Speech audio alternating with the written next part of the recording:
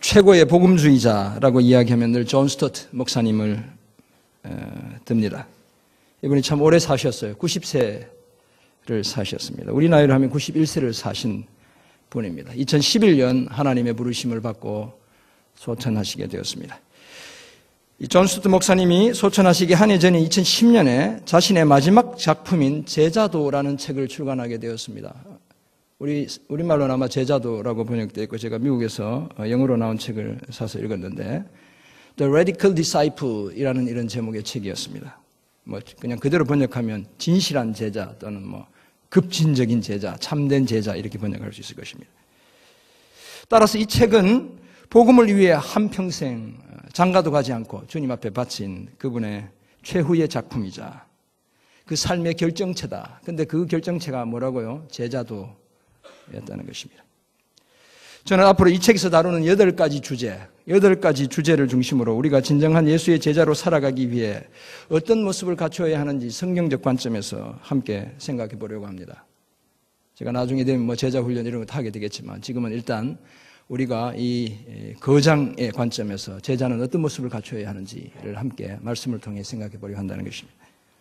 우리가 예수님의 제자라면 어떤 삶의 목표를 가지고 어떻게 살아야 하는지 함께 고민하며 함께 그 방법을 찾고 함께 그렇게 살기로 결단하는 그런 시간이 되기를 소원합니다. 밤하늘에 밝고 아름다운 빛을 내는 달은 보름이 되면 휘영청이 이렇게 달이 뜨지 않습니까? 이렇게 크게 뜨는데 이 달은 사실 자체로는 전혀 빛을 가지고 있지 않습니다. 여러분 다 과학 시간에 다 배웠죠? 우리 고등학생들, 중학생들. 사실 달은 하루 24시간, 한 주 7일, 한 달 30일, 1년 365일 내내 항상 어둡습니다. 그러므로 밤 하늘에 휘영청 떠있는 아름다운 달빛은 사실 달 자신이 만들어낸 빛이 아니라 누구의 작품입니까? 태양의 작품인 것입니다. 태양이라는 빛을 받아야 노랗기도 하고 불그스레 하기도 한 빛을 반사할 수 있습니다. 때로 우리는 밤하늘에서 보름달을 보기도 하고 반달을 보기도 합니다. 어느새 달의 크기가 4분의 1 정도로 줄어드는가 싶으면 밤하늘에 달이 전혀 보이지 않을 때도 있습니다. 이처럼 달의 모양이 변하는 것은 태양과 달과 지구의 그 위치가 변하기 때문에 그런 것입니다. 그런데 월식이라는 특별한 현상이 밤하늘에 생길 때가 있습니다. 월식, 달이 이렇게 점점 이렇게 잡혀 먹어가는 그 현상을 이야기하는 것이죠. 그때 달이 밤하늘에서 점점 작아졌다가 전혀 보이지 않게 되는 것은 무엇 때문이냐면 지구라는 회방꾼이 있기 때문인 것입니다. 태양과 달 사이에 들어간 지구가 자신의 긴 그림자로 달을 잠시 가리기 때문에 그 월식이라는 현상이 생겨나는 것입니다. 그런데 많은 사람들이 계속해서 영적으로 깨어있는 삶을 살지 못하는 이유도, 다시 말해서 예수님의 참 제자로 살지 못하는 이유도 우리의 삶에 지구와 같은 회방꾼이 있기 때문입니다. 지구를 영어로 우리 뭐라고 그러죠? 우리 고등학생들 뭐라고 그래요? Earth라고 그러죠. Google Earth라고 이렇게 이야기하죠, 그죠? 네. 땅이라는 뜻을 가지고 있습니다. 이 지구라는 말 자체가. 그렇다면 땅의 일이, 지구가 땅의 일이 하늘의 일을 방해해서 달이 빛을 내지 못하게 하는 것과 같은 이치라는 것입니다. 제자의 삶도 여러분 마찬가지입니다. 땅의 일이 세상을 복음으로 변혁시키려는 하늘의 일, 곧 제자의 삶을 방해합니다. 우리는 자주 이 땅에서의 시간에 너무나 얽매여 영원에 대해서는 둔감한 채 살아갑니다. 이 땅이 전부인 것처럼 생각하며 살아간다는 것입니다. 영원한 삶이 있다는 것을 가끔씩 잊어버리고 살아간다는 것입니다. 그래서 하늘의 태양빛 같은 영원한 가치를 누리지 못한 채, 소유하지 못한 채 그저 우리가 땅에서 보는 것들에 붙들려 허겁지겁 그렇게 우리의 삶을 살고 있습니다. 그렇다면 진정한 제자의 삶은 과연 어떻게 가능한 것일까요? 어떻게 하면 우리는 우리 삶에 드리워진 그 땅의 그림자를 걷어내고 하늘의 빛으로 가득 차게 할 수 있을까요? 그 방법은 과연 무엇일까요? 앞에서 함께 봉독한 하나님의 말씀 로마서 12장 2절과 창세기 2장 15절에서 17절은 예수님의 제자라고 자부하는 우리가 취해야 할 자세로 이 세대를 본받지 말라라고 말씀하고 있습니다. 다시 말해서 이 세대를 본받지 않는 자들이, 그런 사람들이 진정한 예수님의 제자라는 것입니다. 오늘 저녁에 이렇게 집중력이 오전보다 훨씬 좋네요. 감사합니다. 이 세상의 발을 딛고 살지만 이 세상의 문화와 가치에 휩쓸려 가지 않는 것이 오히려 이 세상의 문화와 가치를 거슬러 올라가는 것이 연어처럼 그것이 바로 제자의 삶이다라고 말씀합니다. 그래야 땅의 그림자를 몰아내고 하늘의 빛으로 우리의 삶을 가득 채울 수 있기 때문인 것입니다.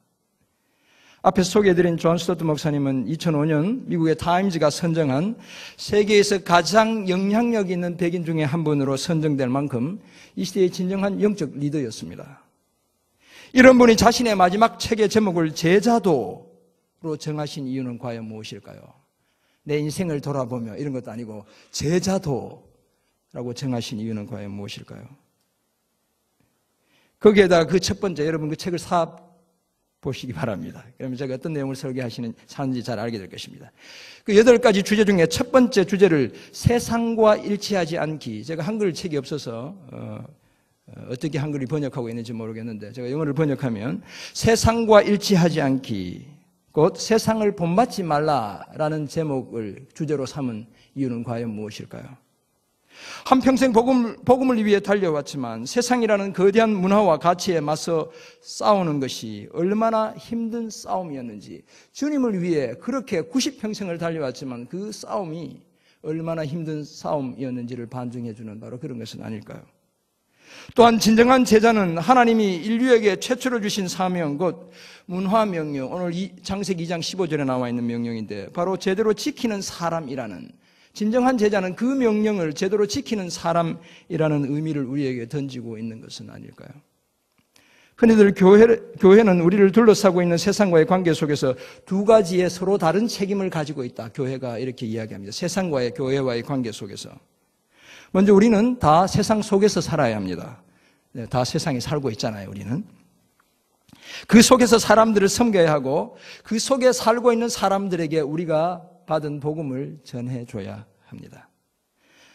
또한 그와는 반대로 우리는 세상의 문화와 가치에 의해 오염되는 것을 피해야 할 책임 또한 있습니다. 세상 속으로 가야지만 세상으로부터 멀어져야 할 책임도 있다는 것입니다.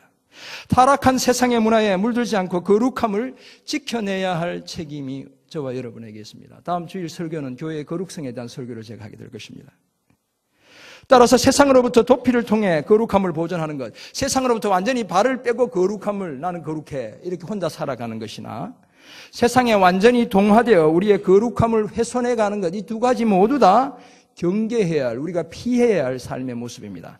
나는 세상과 관계없이 살아라고 말하는 것이나 세상을 변화시키기 위해서 내가 세상과 똑같아야 돼 라고 말하는 이 두 가지 모두 우리가 경계해야 되는 삶의 모습이라는 것입니다. 사실 이것은 성경이 말하고 있는 중요한 주제 중에 하나입니다. 누구나 예외 없이 세상에 속해 살고 있는 것이 우리의 현실입니다. 천국이 너무 좋고 너무나 사모하는 것이지만 이 땅을 떠난 우리의 존재는 더 이상 이 땅의 변화를 위해 적극적으로 개입할 수 없는 처지가 되고 맙니다. 우리가 하늘에서 기도할 수 있을지 몰라도 직접 우리가 손과 발이 되어 이 땅을 변화시킬 수 없는 존재가 되고 만다는 것입니다.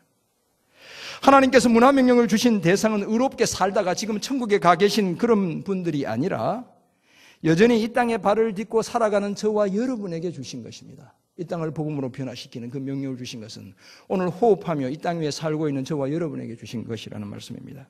우리는 그 사실을 인정해야 합니다. 그렇지만 우리가 이런 사실은 사실 피해야 합니다. 세상의 악함과 우리의 연약함이 합작해서 빚어내는 불협화음이 때로는 불가피한 것이야. 이런 태도는 경계해야 합니다. 그래서 어쩔 수 없이 그런 사람을 동정하는 태도 또한 경계해야 합니다. 그래서 예수님이 이런 말씀을 하셨어요. 그것은 다름 아니라 내가 거룩하니 너희도 거룩하라. 우리가 잘 알지만 구약에 나와 있는 말씀들이죠. 레위기에 나와 있는 그 말씀들이. 내가 거룩하니 너희도 거룩하라. 이 거룩이라는 말이 다음 주에 좀 더 자세히 설명하겠지만 구별된 삶을 산다는 것입니다. 세상과 구별된 삶을 살아가야 한다는 것입니다. 하나님이 내가 거룩하니 너희도 거룩하라. 세상에 살고 있지만 우리가 거룩한 구별된 삶을 살아야 한다라고 요청하고 있습니다. 하나님을 레위기 18장 3절과 4절에서 하나님이 요구하시는 거룩을 지키기 위해 출애굽의 지도자 모세를 통해 이렇게 말씀하고 있습니다. 너희가 거주하던 애굽 땅의 풍속을 따르지 말며 내가 너희를 인도할 가나안 땅의 풍속과 규례도 행하지 말고 너희는 나의 법도를 따르며 내 규례를 지켜 그대로 행하라. 나는 너희의 하나님 여호와니라.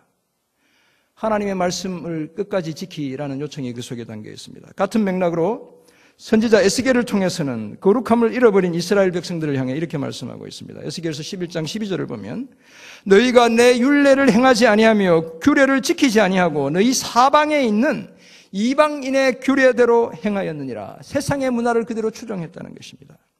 하나님 없는 세상의 문화를 추종하며 살아 하나님께서 기대하시는, 하나님이 요구하시는 그 거룩함을 훼손했다는 것입니다. 뿐만 아니라 하나님의 의가 아니라 자신들의 의를 드러내는 위선자들과 이방인들, 곧 하나님께서 요구하시는 거룩함에 대한 본질을 놓쳐버린 그 바리새인과 사두개인들을 염두에 두시고 예수님도 자신의 제자들에게 마태복음 6장 5절에서 8절을 보면 그들을 본받지 말라, 세상을 따라가는 그들을 본받지 말라라고 제자들에게 말씀하셨습니다.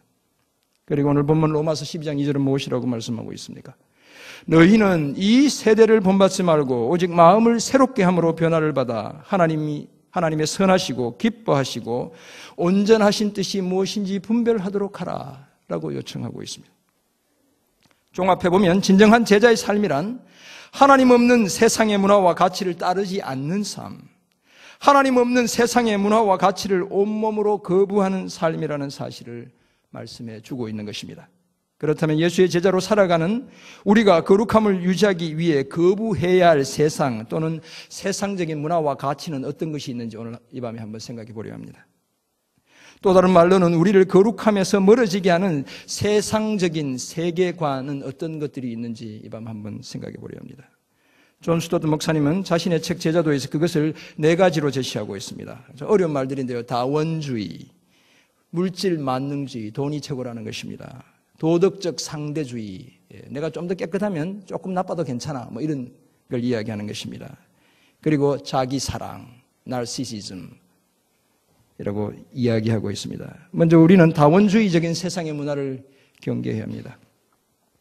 다원주의라는 말은 우리가 뭐 주의라는 말이 영어로 ism이라는 거잖아요. 민주주의 뭐 이렇게 다 이제 그런 말들인데 모든 주의, 공산주의, 민주주의, 뭐 소비지상주의, 이 주의는 다 독립적이고 동등한 가치와 권리를 가지고 있다고 생각합니다. 모든 주의는 다 나름대로 의미가 있다고 이렇게 생각하는 것이 다원주의예요. 따라서 기독교가 주장하는 세상의 종말과 심판과 같은 최종성 또는 궁극성, 우리는 끝이 있다고 이야기하는 것이죠. 이런 것들. 그 다음에 하나님이 인간이 되셨고 인간이 되신 하나님이신 예수 그리스도 안에서만 구원이 가능하다고 말하는 기독교의 그 독특함, 이런 것들을 거부합니다. 니네들만 잘났냐 이렇게 이야기한다는 것입니다. 따라서 세상은 다른 사람들을 복음으로 변화시키려는 그리스도인들을 터무니없이 오만하고 독선적인 사람들이다라고 말합니다. 그래서 기독교인들은 다 독선적이야 이런 얘기 우리가 많이 들었을 것입니다. 말이 통하지 않아 뭐 이런 얘기 많이 들었을 것입니다. 그렇다면 이와 같은 다원주의 사회에 대한 예수님의 제자들의 올바른 대응 방안은 과연 무엇이겠습니까? 그것은 다름 아니라 우리가 믿고 있는 예수 그리스도의 그 독특성, 하나님이 인간이 되신 오직 예수님만이 구원의 길이라는 그 독특성, 그 어떤 종교에도 그 어떤 주의에도 없는 그 독특성을 계속 붙드는 것입니다. 우리가. 그리고 궁극성, 창조와 타락과 구속과 심판의 성경적 세계관이 우리가 붙드는 진정한 세계관이라는 사실을 계속 붙드는 것입니다. 세상의 끝이 반드시 있다는 사실을 우리는 계속 세상을 향해 선포하며 살아가는 것입니다. 하나님이었지만 인간이 되시고 우리의 죄를 위해 십자가에서 대속의 죽임을 당하시고 사흘 만에 부활하신 예수 그리스도의 독특성을 우리가 끝까지 붙드는 것입니다. 세상이 뭐라고 이야기해도 마침내 심판의 주로 이 땅에 다시 오실 그 예수님을 끝까지 의지하는 것입니다. 세상이 우리를 향해 심지어 미쳤다고 이야기해도 다른 종교나 주의를 열등하다고 일부러 비판할 필요는 없습니다. 니 왜 불교를 뭐 절에 다녀? 이렇게 일부러 비판할 필요는 없다는 것입니다. 그러나 우리가 믿는 예수 그리스도의 그 복음의 최종성, 독특성을 더 확실하게 선포하며 살아가는 것입니다. 이것이 바로 다원주의적인 도전을 거부하는 우리 제자의 삶의 태도입니다. 두 번째, 이 시대에 만연한 물질 만능주의, 돈이면 최고야, 많이 가지면 최고야 라는 그 주의를 거부해야 합니다. 그렇다고 해서 물질의 가치와 필요를 다 거부하라는 그런 말씀이 아닙니다. 여러분, 제가 돈이 없으면 이 옷을 어떻게 샀겠습니까? 네, LG 패션의 비싼 양복인데 한 번에 70만 원 하는 양복인데 어떻게 샀겠어요? 돈이 없으면. 그죠? 우리가 어떻게 이 좋은 공간에서 예배를 드릴 수 있겠어요? 돈이 있었기 때문에 가능했습니다. 그렇죠? 세상에서 살아가는 사람이라면 누구나 예비 없이 생존을 위한 물질이 필요합니다. 그렇잖아요. 기본적으로 의식주, 먹고 입고 자는 문제를 해결하기 위한 옷과 음식과 집이 필요해요. 아직도 집이 없는 분들 하나님이 집 주시기 원합니다. 자녀를 남부럽지 않게 키우려면 그것 외에도 많은 물질이 필요합니다. 이 한국에서 자녀 키우는데 돈이 얼마나 많이 들어요. 제가 미국에서 자녀 키우면 돈이 별로 안 듭니다. 고등학교 다닐 때까지는 학교에서 다 해줘요. 모든 공부도 학교에서 다 시켜줘요.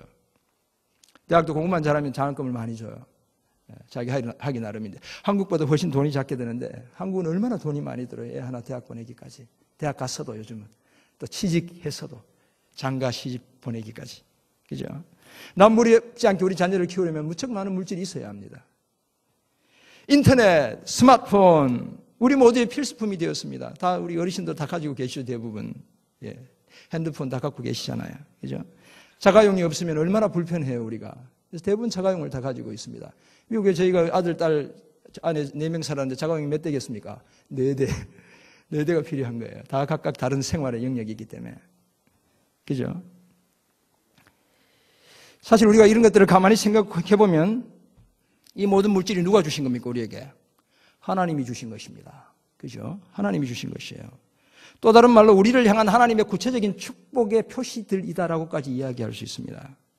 그런 의미에서 공산주의자들 뿐만 아니라 심지어 우리 그리스도인들조차도 유물론자, 제가 이렇게 얘기하면 또 잘못 이해하면 안 됩니다. 물질론자라고까지 말할 수 있다는 것입니다. 여러분 예를 한번 들어보겠습니다. 하나님이신 예수님이 성육신 하셨습니다. 부활을 통해 몸을 입으셨습니다. 우리 몸은 물질입니까 아닙니까? 물질이죠, 당연히. 영만이 아니잖아요. 예수님이 영만이라고 생각하는 사람은 예수님의 신성과 인성 두 가지 중에 한 요소를 부인하기 때문에 이단이에요. 예수님이 물질을 입으셨어요, 물질.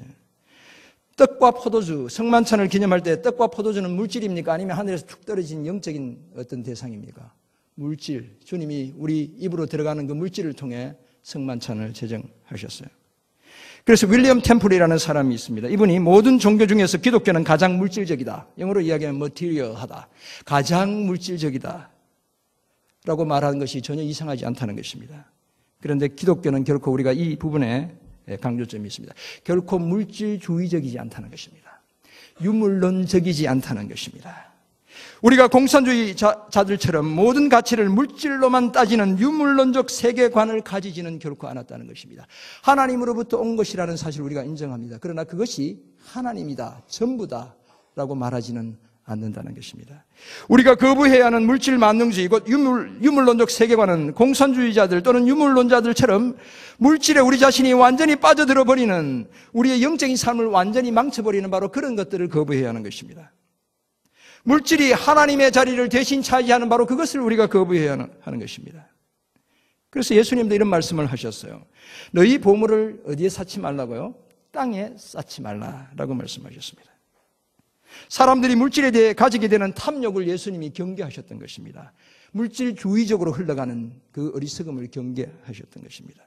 사도 바울도 빌립보서 4장 11절에서 이렇게 말씀합니다. 내가 궁핍함으로 말하는 것이 아니라 어떠한 형편에든지 나는 자족하기를 배웠노라 라고 말씀하고 있습니다. 다시 말해서 어떤 형편에서든지 자족하기를 배운 자신의 삶을 바탕으로 성도들을 향해 단순하고 관대하며 만족하는 삶을 살 것을 권면하고 있는 것입니다. 뿐만 아니라 디모데를 향해서 디모데전서 6장 6절을 보면 자족하는 마음이 있으면 경건은 큰 유익이 된다 라고 이야기하고 있습니다. 자녀와 재산을 모두 잃은 고통을 당한 동방의 의인 욥의 고백도 마찬가지였습니다. 여러분, 욥기 1장 21절을 보면 이르되 내가 모태에서 알몸으로 나와 사온즉 또한 알몸이 그리로 돌아가올지라 라고 고백하고 있습니다.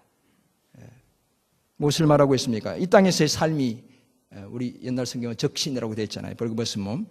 벌거벗은 몸과 벌거벗을 몸 사이에 순례자의 길이다. 다시 한번 말씀드립니다. 벌거벗은 몸과 벌거벗을 몸 사이에 순례자의 길이 이 땅에서의 삶이다 라고 고백하고 있는 것입니다. 적신으로 왔다가 적신으로 간다는 것입니다. 그러게 우리가 진정한 예수의 제자라면 물질 만능주의, 다시 말해서 그저 잘 먹고 잘 사는 문제에 함몰되어 하나님을 잃어버리고 하나님을 잊어버리는 이 시대의 문화, 물질이 하나님이 되어버린 타락한 문화를 거부해야 합니다. 돈을 하나님으로 생각하는, 나를 위한 화려하고 사치스러운 소비를 최고의 덕으로 생각하는 이 시대의 가치관을 온몸으로 거부해야 합니다.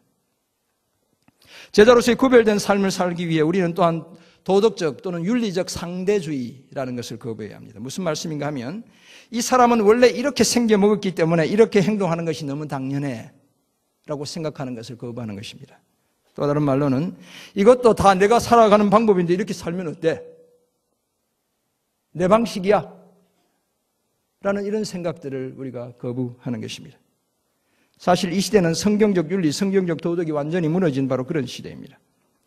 모든 것이 상대적으로 변해버렸습니다. 절대적인 가치가 더 이상 남지 않게 되었습니다.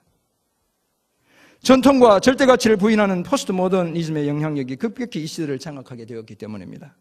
그 중에서도 특별히 성 문제, 이 섹스의 문제에 있어서 타락한 세상의 기준이 교회의 거룩함마저 무너뜨리는 그런 시대가 되고 말았습니다.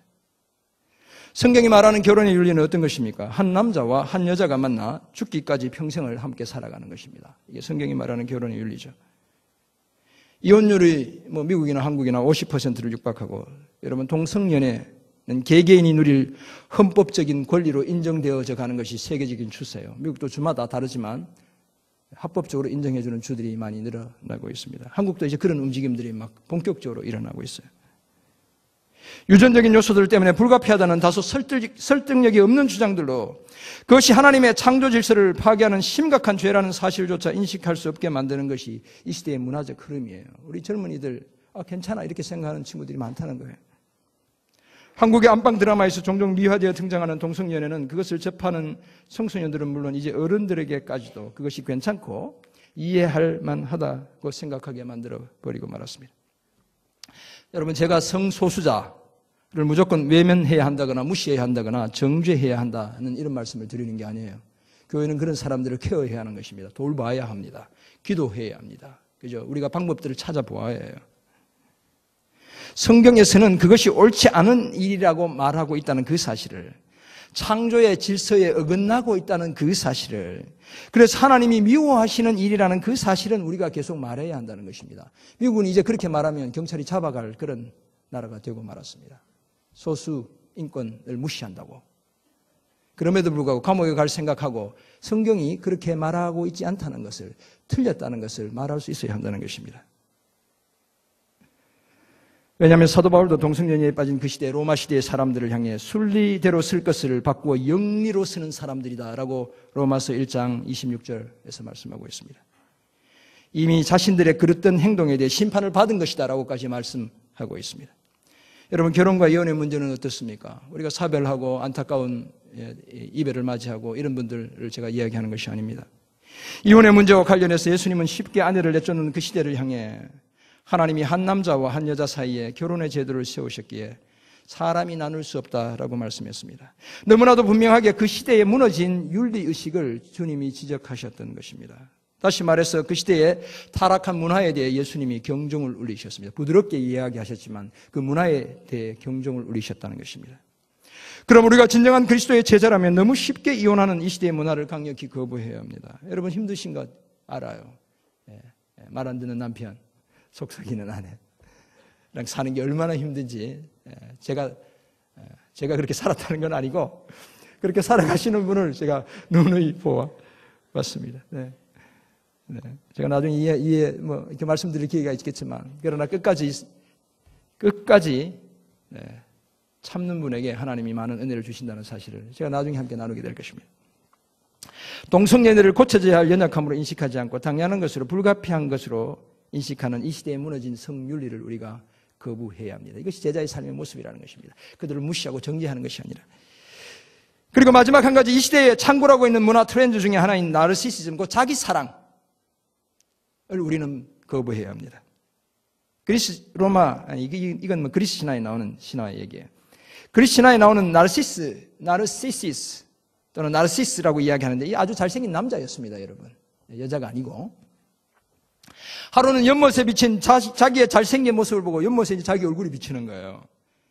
그만 자신의 모습에 반해가지고 사랑에 빠지게 되었습니다. 자기와 자기의 그 비치는 얼굴과. 네, 우습죠. 신화가 다 만들어낸 가짜니까 그런 거예요.